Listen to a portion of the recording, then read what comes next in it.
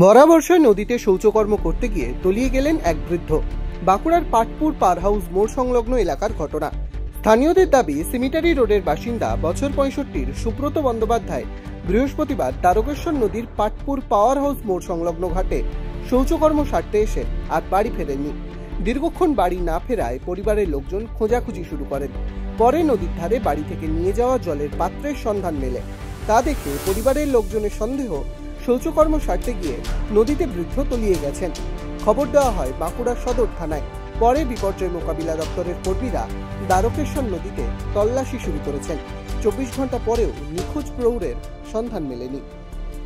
ঘটনা ঘটেছে কাল 10টা নাগাদ নাকি একটা হাতে মগ নিয়ে এখানে নদী দিকে পায়খানার উদ্দেশ্যে এসেছিলেন, কিন্তু বাড়ির লোক দেখছে 10টা 11টা 12টা এরকম পার হতে পর বাড়ির লোকের একটা শুরু হয় যে লোকটা গেছে, এখনো ফিরে আসে নাই।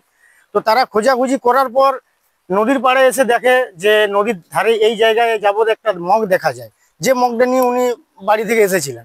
সেই অনুমান করেই এখন নাকি বলা যাচ্ছে যে হয়তো নদীতেই তলিয়ে গেছে, এইভাবে একটা অনুমান করা যাচ্ছে।